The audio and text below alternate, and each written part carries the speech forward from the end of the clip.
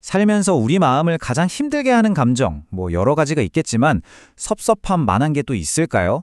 특히 내가 정말 가깝다고 믿었던 사람에게서 느끼는 그 서운함, 섭섭함은요, 우리 일상을 통째로 흔들고 소중한 관계까지 위태롭게 만들곤 하죠. 근데 정말 이상하지 않아요? 세상 누구보다 나를 알아줄 거라고 믿었던 바로 그 사람 때문에 우리는 종종 가장 큰 상처를 받곤 하잖아요.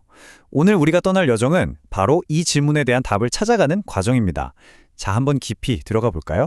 이 섭섭함이라는 거 그냥 좀 서운하네 하고 스쳐 지나가는 그런 사소한 기분으로 여기면 정말 안 됩니다. 이게 쌓이고 쌓이면요, 불신이 되고 결국에는 정말 아끼던 관계마저 서서히 무너뜨리는 무서운 독이 될 수 있거든요. 자, 그런데 다행히도 이 복잡하고 어려운 감정을 다스릴 방법이 있습니다. 이게 꼭 어떤 특정 종교나 사상을 믿어야만 알 수 있는 그런 게 아니고요. 아주 오랜 시간 동안 인류가 발견해온 보편적인 지혜 속에 그 해답이 숨어 있어요. 그리고 정말 흥미로운 건 이 지혜들이 현대 심리학의 원리와도 놀랍도록 딱 들어맞는다는 거죠. 그래서 오늘 우리는 이 섭섭함이라는 감정을 한번 제대로 파헤쳐 볼 겁니다. 먼저 내 마음에 자리 잡은 기대를 어떻게 내려놓을지, 그리고 끌어오르는 분노는 어떻게 다스릴지, 나아가서 궁극적으로 어떤 상황에서도 흔들리지 않는 내 마음의 평화를 지키는 5가지 지혜를 차근차근 알아보겠습니다. 자, 첫 번째 열쇠는요, 놀랍게도 다른 사람이 아니라 바로 우리 마음속을 들여다보는 곳에서 시작합니다. 내 안에 있는 기대라는 감정의 뿌리를 먼저 다스리는 거죠. 이 말 들어보셨나요? 참 재밌는 비유인데 이 말의 핵심은 바로 대가 없는 베품입니다. 진짜 좋은 마음은 내가 무언가를 해줬다는 사실조차 잊어버릴 때, 그러니까 어떤 보상도 바라지 않을 때 비로소 완성된다는 뜻이에요. 한번 보세요. 우리를 섭섭하게 만드는 감정의 90%는 이 기대하는 마음에서 시작돼요. 마음속에 보이지 않는 장부를 펴놓고 내가 이만큼 해줬으니까 너도 이만큼은 해줘야지 라고 기록하는 순간 그 관계는 거래가 되어버리는 거예요. 이게 우리 뇌가 빠지기 쉬운 함정 같은 건데요. 기대를 품는 순간 우리는 상대방의 행동에서 그 기대가 채워지지 않는다는 증거만 찾게 되거든요. 하지만 반대로 주는 마음은 어때요? 그냥 베푸는 그 순간의 기쁨으로 끝나는 거죠. 이 기대를 내려놓을 때 우리는 이 함정에서 벗어나고 관계에 진짜 평화가 찾아옵니다. 자, 이게 바로 관계를 지키는 그 유명한 황금률, 골든룰이죠. 이 원리는 단순히 남에게 친절하게 대해라라는 뜻을 넘어서요, 다른 사람의 행동을 우리가 어떻게 해석해야 하는지에 대한 아주 깊은 통찰을 줍니다. 예를 들어서 누군가한테 연락했는데 답이 좀 뜸해요. 그때 나를 무시하는구나 이렇게 자동적으로 부정적인 해석을 내리면 섭섭함만 눈덩이처럼 커지죠. 이걸 심리학에서는 생각의 틀을 바꿔본다, 인지적 재구성 이렇게 좀 어렵게 말하는데 별거 아니에요. 의식적으로 요즘 많이 바쁜가 보다, 무슨 사정이 있겠지라고 너그럽게 해석해 주는 거예요. 이 작은 생각의 재번역 하나가 우리 감정의 온도를 180도 바꿀 수 있습니다. 자, 이렇게 내 마음속 기대를 다스리는 법을 알았다면 다음 단계로 넘어가 봐야겠죠? 이번엔 상대방의 행동에 대한 나의 반응을 조절하는 지혜입니다. 섭섭함이 분노로 뻥 하고 터질 때 우리는 평생 후회할 말을 내뱉곤 하죠. 이 지혜는 감정이 격해질 때 일단 잠깐 멈춤의 힘, 그러니까 의식적으로 시간을 버는 전략을 사용하라고 말하고 있어요. 그래서 등장하는 게 바로 이 72시간의 법칙입니다. 이게 뇌과학적으로도 아주 효과적인 방법이에요. 왜냐하면 강한 분노가 치밀어 오를 때는요, 우리 뇌에서 감정을 담당하는 편도체라는 부분이 완전 불이 난 비상사태거든요. 이때는 이성적인 판단 아예 못하죠.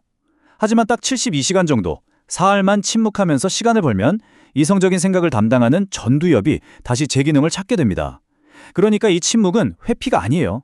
나와 내 관계를 모두 지키는 가장 과학적이고 현명한 전략인 셈이죠. 우리 마음속엔 다들 이런 장부 하나씩 있지 않나요?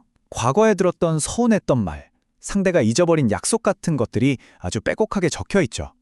그리고 우리는 이걸 수시로 꺼내보면서 상처를 되새김질합니다. 해답은 아주 간단하고 또 단호합니다. 그 장부를 그냥 태워버리는 겁니다. 심리학에서는 상처를 반복해서 곱씹는 행동을 반추라고 불러요. 마치 소가 되새김질하듯이 안 좋은 기억을 계속 꺼내 씹는 건데, 이건 문제 해결에 전혀 도움이 안 되고 오히려 부정적인 감정을 우리 뇌에 더 깊게 새기는 행위일 뿐이죠.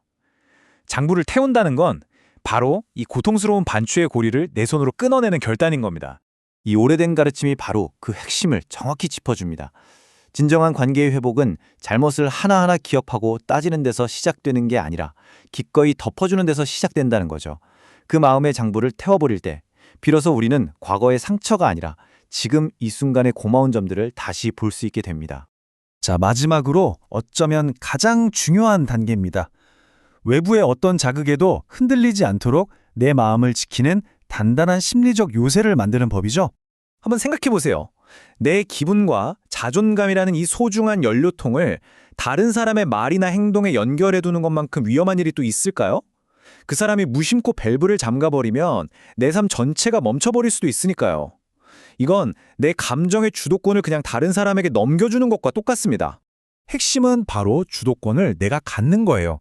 다른 사람의 인정이나 칭찬 같은 외적인 요인에 내 감정이 롤러코스터를 탄다면 나는 언제나 불안할 수밖에 없어요. 하지만 나는 그 자체로 소중하다는 내적인 기준을 단단히 세울 때 우리는 외부의 반응에 쉽게 흔들리지 않는 그런 단단한 심리적 중심을 갖게 되는 겁니다.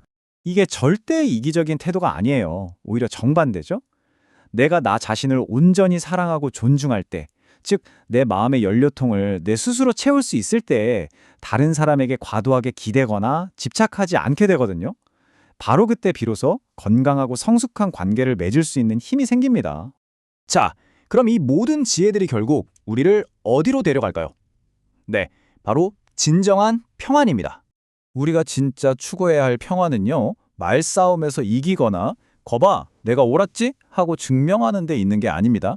그건 그냥 순간의 승리일 뿐이죠. 진정한 평안은 어떤 상황에서도 내 마음의 중심을 잃지 않고 다스릴 수 있는 내면의 힘, 바로 정서적인 자기 조절 능력에서 나오는 겁니다. 결국 모든 이야기의 핵심은 바로 이겁니다.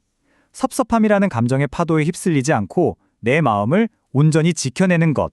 그것이 곧 이 시끄럽고 복잡한 세상 속에서 나의 소중한 인생 전체를 지켜내는 가장 확실한 길이라는 사실입니다. 이제 여러분의 차례입니다.